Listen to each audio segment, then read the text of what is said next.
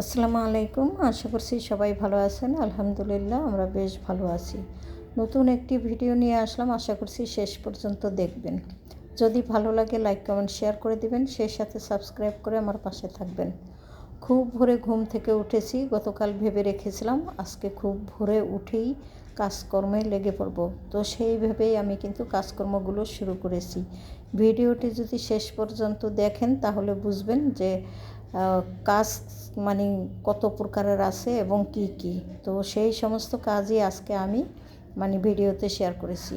প্রথমে উঠে বিছানাপত্র একটু টানটুন করে নিলাম। তারপরে বারান্দা থেকে গতকালকে ধুয়ে রাখা কিছু কাপড় এনে এই তো দেখতেই পাচ্ছেন ভাঁজ করে নিয়েছি। আর সেই সাথে দেখিয়ে দিয়েছি নিচে কিন্তু অনেকগুলো কাপড় ফেলে রেখেছি, সেগুলো ভিজিয়ে আজকে আবার ধুয়ে নেব। তো কাপড় খালি রোদ দিয়ে শুকিয়ে আনলেই কিন্তু হয় না, তা কিন্তু ভাঁজ করা অনেক একটা কাজ। এটাও কিন্তু একটা বিশাল কাজ আমার মনে হয়। ধোয়া এবং রোদে শুকিয়ে তার চেয়েও মনে হয় ভাঁজ করাটা বেশি একটা বিরক্তিকর বিষয় বা অনেকটা সময়ের ব্যাপার। তো সেই কাজগুলো মোটামুটিভাবে করে নিলাম। আর শীতের সময় কিন্তু যত কাপড়ই ধর না কেন এক রোদে কিন্তু শুকাতে চায় না, 2 দিন লাগে। তো সেই হিসাবে আমি কিন্তু কাপড় ধুয়ে আজকে দিয়ে থাকি, আগামী কালকে বিকেলে এনে বা দুপুরে এনে ভাঁজ করে রাখি। এই যে দেখতেই পাচ্ছেন এই সোয়েটারটা কিন্তু আমার অনেক আগের এবং আরও 2-3টা সোয়েটার আছে। তবে আমি কিন্তু একদম নর্মাল একটা সোয়েটার সবসময় পরে থাকি। এটা পরে আমি কিন্তু রাতে ঘুমাই এবং দিনের বেলাতেও পরে থাকি। কোথাও বাহির হলে তারপরে কিন্তু আমি অন্য জ্যাকেটগুলো পরে থাকি। আর দেখতেই পাচ্ছেন আমি কিন্তু অফ ক্যামেরাতে যেই কাপড়গুলো নিচে পড়েছিল সেই কাপড়গুলো কিন্তু সমস্ত সব ভিজিয়ে দিয়েছি। ওই কাপড়গুলোও কিন্তু আমি আজকেই ধুয়ে নেব। কাপড় ভিজিয়ে তারপরে চলে আসলাম ছোট ছেলের রুমে। দেখতেই পাচ্ছেন বিছানাপত্র শীতের সময় কত ধরনের এলোমেলো থাকে। তার উপরে ছেলের যত কলম, বই, খাতা, ল্যাপটপ যা কিছু আছে না কেন শীতের জন্য একেবারে বিছানাতেই উঠিয়ে নেয় এবং কম্বলের নিচে বসে বসেই যা করার কাজকর্ম করে। তো যাই হোক, সেগুলো টুকটাক করে আমি কিন্তু গুছিয়ে রেখে তারপরে আর বিছানাটা একটু ঝেড়ে ঝুড়ে পরিষ্কার করে দিলাম। শীত বলে কথা। তো এখন কিন্তু জানুয়ারি মাস, ডিসেম্বর মাসে কিন্তু ছেলেরা মোটামুটি বাসায় ছিল, তেমনভাবে বিছানাপত্র কিন্তু পরিষ্কার করা আপনাদের সাথে শেয়ারও করতে পারি না বা করতেও পারি নাই। তো এখন তো জানুয়ারি পড়ে গেছে, তো ছেলেদের বাইরে কাজকর্ম শুরু হয়ে গেছে, তাই তো ছেলেরা বাসায় নেই আর আমি বিছানাপত্রগুলো ভাঁজ করতে সুবিধে পেয়েছি এবং যে প্রত্যেক দিন সকালবেলায় আমি কিন্তু এই কাজটা করে নিই। এই তো ছোটো ছেলের রুমটা তো গুছিয়ে দিলাম, তার নামাজটাও খুব সুন্দর করে গুছিয়ে রেখে দিলাম, কেননা ছেলে যত যাই করুক নামাজটা তো ঠিকঠাক পড়তে হয়। তো এখানে আমি নামাজটা আমার পাশে নিয়ে যাবে, ওর নামাজটা আমি ওর আলমারির ভিতরে রেখে দিয়েছি। তো ঘরবাড়ি সমস্ত সব কিছু গুছিয়ে তারপরে চলে আসলাম আমি নাস্তা করার জন্য। এখন হাজব্যান্ড বাইরে চলে যাবে আর আমার এত ধরনের কাজকর্ম দেখে আমার হাজব্যান্ড কিন্তু মানে অবাক হয়ে যাচ্ছে যে এত ভোরে উঠে তুমি কেন এত ধরনের কাজকর্ম শুরু করে দিয়েছো। তো আমি বললাম প্রতিদিনই তো এত সব কাজ করি, হয়তো বা তোমাদের আগে পরে করি, তাই তো তোমরা দেখো না। তো মনে হয় যেন কাজ কমই করি, কিন্তু আসলে না, আমরা কিন্তু বাসায় বসে এত ধরনের কাজই কিন্তু আমাদেরকে করতে হয়।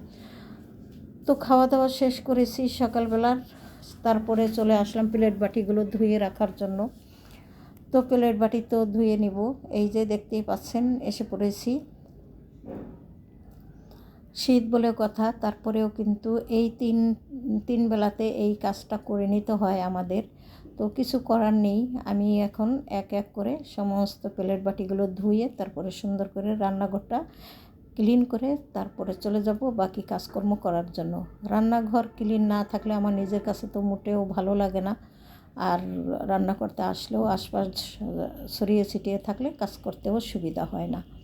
তো সবসময়ই তো এই কাজটা করে থাকি। এই তো দেখতেই পাচ্ছেন খুব সুন্দর করে রেখেছি এবং পাশাপাশি এক পাতিল পানিও কিন্তু আমি ফুটতে দিয়েছি। এখন অফ ক্যামেরাতে কিন্তু সমস্ত কাপড়গুলি আমি ধুয়ে নিয়েছি, কেননা হাজব্যান্ড আবার নিচে গিয়েছিল, সেখান থেকে কিছু টুকটাক বাজার এনেছে, সেই বাজারগুলোও আপনাদের সাথে আমি শেয়ার করব। তো ভাবলাম যেহেতু কাপড় ধুয়ে ফেলেছি, তো আমি একটু কাপড়ে কিন্তু সবসময়ই মার দিয়ে থাকি, কাপড় বলেন, বিছানার চাদর, এবং সেই সাথে হলো টুকটাক আমার ওড়না, মানে সালোয়ার কামিজ, এগুলো আমি কিন্তু মার দিয়ে রাখি, যেটা যতটা সম্ভব। যেমন ধরেন ডাইনিং টেবিলের ম্যাটগুলো, ওগুলোও কিন্তু আমি মার দিয়ে তারপরে হালকা পাতলা আয়রন করে তারপরে আবার বিছাই। কিন্তু সমস্ত সব কিছু তো আর আপনাদের সাথে শেয়ার করা হয় না, তো আজকে ভাবলাম আপনাদের সামনে একটু শেয়ার করি, কেননা এইভাবেই কিন্তু আমি আমার যত সুতি থ্রি পিস আছে সবগুলোই কিন্তু আমি মার দিয়ে তারপরে তুলে রেখে দিই। তবে কড়া রোদ থাকলে ভালো হয়, এখন তো শীতের সময়, সে কাপড়গুলো একটু নরম থাকে, আর যদি রোদ হয় তাহলে একদম মানে মুচমুচা হয়ে থাকে। যাই হোক, তারপরেও কোনো সমস্যা নেই, এই তো মার দিয়ে তারপরে আমি কিন্তু আমার ওই মারের যে মাটির হাঁড়ি, সেটা আমি খুব সুন্দর করে ধুয়ে রেখে দিলাম। ভয়েস ওভার করতে গেলে এত বাহিরের সাউন্ড আসে, মনে হয় যে ভয়েস একদম বন্ধ করেই দিই, তারপরেও একটু সরে এসে আবার একটু ভয়েস দিলাম। সিঁড়ি দিয়ে মানুষ উঠানামা করার সময় এই ধরনের শব্দ করে, কিন্তু কিছু তো বলার নেই, তারপরেও নিজের কাছে অনেক সময় খারাপ লাগে। এই তো বাজার এনে দিয়ে গিয়েছে, তো কি বাজার এনেছে ভাবলাম আপনাদের সাথে একটু শেয়ার করি। এখানে বেশ কিছু কাঁচা বাজার এনেছে, মাছ এবং মাংস বাজার আগেই করা হয়ে গেছে, তো টুকটাক সেগুলো গুছিয়ে রেখে দিয়েছি ফ্রিজে। এখন কাঁচা বাজার এনেছে। শীতের সময় বেগুন না আনলেই না, কেননা বেগুন দিয়ে সব কিছু খেতে ভালো লাগে, মাছ রান্না, ভাজা এবং সেই সাথে ভর্তা। বেগুন কিন্তু আমাদের বাসায় থাকলে ভালোই হয়, তবে আগে যতটা বেগুন খেতে পারতাম এখন আসলে ওইভাবে খাওয়া হয় না, কেননা অ্যালার্জির সমস্যা আছে প্রত্যেকটা মানুষেরই। তো কি বাজার এনেছে আপনারা তো দেখতেই পেলেন। এখানে মিষ্টি কুমড়া, সেই সাথে এনেছে শিম, আরও এনেছে ওই যে দেখতেই পাচ্ছেন একদম বিরাট এক বাঁধাকপি, মানে পাতাকপি এনেছে। তো পাতাকপিটা তো আর আমি ফ্রিজে রাখবো না, ওটা আমি নিচেই রাখবো।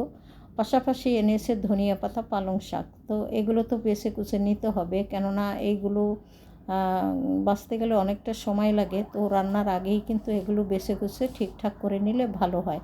আর শাকগুলো কেটে বেছে আমি কিন্তু একটু পানি দিয়ে ভিজিয়ে রাখবো, এতে করে যত বালু আছে সব নিচে পড়ে যাবে, আর শাক 2-3টা ধোয়া দিলেই একদম ফ্রেশ হয়ে যাবে। তো যাই হোক, এখানে আমি কিন্তু শাক আর ধনিয়া পাতাগুলো বেছে নিলাম, এখন আমি খুব সুন্দর করে শাকগুলো কেটে নেব। তো এই যে দেখতেই পাচ্ছেন, সমস্ত বাজার গুছানোর পাশাপাশি কিন্তু রান্নার জন্য প্রসেস করে নিয়েছি যে আজকে কি রান্না করা যায়। আজকে বাঁধাকপি রান্না করব, সেই সাথে বেগুন ভাজা করব, আর ধনিয়া পাতা ভর্তা, আর হলো একটুখানি মাংস রান্না করব, মাছ ভাজা করব।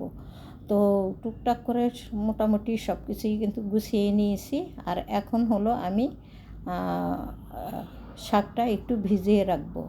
তো দেখতেই পাচ্ছেন, একটা বেগুন ছিল আগের, সেই বেগুনটা আগেই কেটে নিলাম, কেননা তা না হলে নষ্ট হয়ে যেতে পারে। আর এই বছরে তেমন করে কিন্তু আসলে বেগুন ভর্তা খাওয়াই হলো না, ভাবছি দেখা যাক আগামীকালকে একটা ভর্তা করে বানাবো, আজকে তো আর এত কিছুর ভিতরে খাওয়া হবে না। আর আমি কিন্তু বাজারগুলো সব বক্সে করে করে ফ্রিজে রেখে দিব।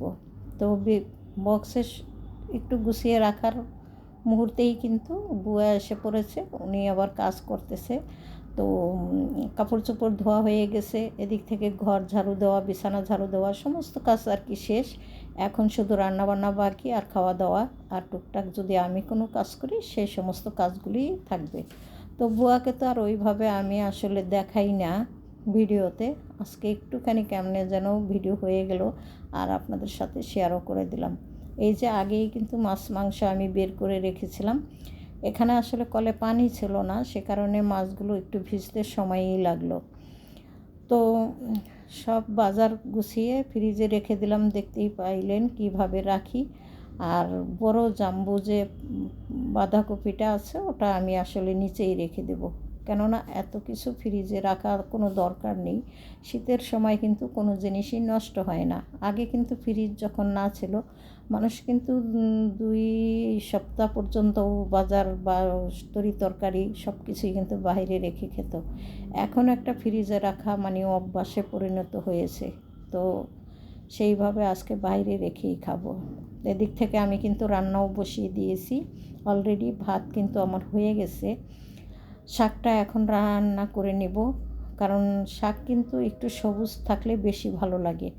আর বেশি করে পেঁয়াজ, কাঁচামরিচ, সেই সাথে রসুন দিতে হবে অবশ্যই। এইভাবে পরে কিন্তু তেলে বাগার দিলে ভালো হয়।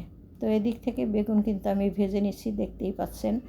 আর বেগুন ভাজাতে কিন্তু অল্প তেল দিলে মোটেও ভালো লাগবে না, একদম ডুবা তেলে বেগুন ভাজতে হবে, সেই বেগুন খেতে কিন্তু ভীষণ মজা হয়। বেগুন ভাজা তো হয়ে গেল, তারপরে এই যে মাছ ভাজা শুরু করে দিলাম। তবে আমরা কিন্তু এই মাছ ভাজাগুলো একদম করকরা ভাজা না করলে খেতেই পারি না। তো কি আর করার, আনিয়েছি যখন নিজে ইচ্ছা করে, মাছ তো শেষ করতে হবে। যাই হোক, এখানে খাবার কিন্তু অলরেডি আমি ডাইনিংয়ে দিয়ে দিচ্ছি। আর কি কি রান্না করেছি তা তো এক নজর দেখিয়ে দিলাম। এত সব কাজ করতে গিয়ে আমার কিন্তু রান্না করতে মোটামুটি ভালো দেরি হয়ে গেছিলো, আর ছেলেদের ভীষণ ক্ষুধাও লেগে গিয়েছে। তাই তো আমি যা কিছু হয়েছে তা দিয়ে ছেলেদেরকে খাবারটা টেবিলে দিয়ে দিলাম, আর মাংসটা শেষেই রান্না করলাম যাতে করে রাতের বেলা খাওয়া যায়। এখন আর দুপুরে মাংস তো হয়ই নেই, কীভাবে খাবে? তো সে কারণে রাত্রের জন্য মাংসটা রান্না করে রেখে দিলাম। খাওয়া দাওয়া শেষ করেছি, অনেকক্ষণ রেস্ট নিয়েছি, তারপরে টিভি দেখেছি বা ছেলেদের সাথে গল্প আড্ডা কথাবার্তা সবই করেছি। অনেক পরেই চলে এসেছি আমি হলো দুপুরে খাওয়া দাওয়া করেছিলাম যে সেই প্লেট বাটিগুলো ধুয়ে নেওয়ার জন্য। তো এই যে দেখতেই পাচ্ছেন, এক গাদা এরকম 3-4 গাদা কিন্তু 3-4 বারে ধুয়ে নিতে হয়, কিছুই করার নেই। যতই কাজের বুয়া থাকুক না কেন, নিজের কাজ তো নিজেকে করতেই হবে। সেইভাবে আমিও করে নিচ্ছি। তো প্লেট বাটিগুলো ধুয়ে আগে স্থান মতো রেখে দিলাম, আর তারপরে চলে আসলাম পাতিলগুলো ধুয়ে নেওয়ার জন্য। এই যে দেখতেই পাচ্ছেন পাতিল ধুয়ে নিচ্ছি। আসলে আমি একজন আলসেয়া মানুষ, বা বলেন একদম মানে কী বলবো নিজেকে, আমি ভাষা খুঁজে পাচ্ছি না। কেননা এই ধরনের পাতিল আমার অনেক আছে, আর আমার নতুন নতুন কড়াইও আছে, কিন্তু কড়াইগুলো বেশ বড়। একটা সময় এমন দিন ছিল যে 2টা মুরগি ছাড়া কখনোই এক বেলাতে রান্না হতো না। সেই হিসাবে সেই কড়াইগুলো কিন্তু আমি রেখেই দিয়েছি। তো সেই কড়াইতে তো আর অল্প রান্না হয় না, সেই হিসাবে আমি পুরানো কড়াইতেই রান্না করে আপনাদের সাথে শেয়ার করছি।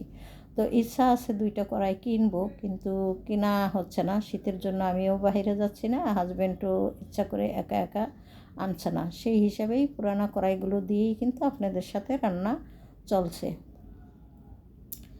তো বিকেলবেলা এখন অনেকক্ষণ পরেই কিন্তু একটু চা খাবো। তো রং চা বানিয়ে নিলাম, 3 মা ছেলে খাবো। সেই সাথে আপনাদের কাছ থেকে বিদায় নিব। সবাই ভালো থাকবেন, আমার পাশে থাকবেন। এই তো চলে আসছি খাওয়া দাওয়া শেষে কাপেরিজগুলো ধুয়ে নিতে। তো ধুইলেই আমার কাজকর্ম শেষ আজকে দিনের জন্য। রাতে শুধু একটু ভাত রান্না করে নেব। ভুল ত্রুটি ক্ষমা সুন্দর দৃষ্টিতে দেখবেন, সেই সাথে সাবস্ক্রাইব করে আমার পাশে থাকবেন, কমেন্টস করে জানাবেন ভিডিও কেমন হলো। আল্লাহ হাফেজ, আসসালামু আলাইকুম।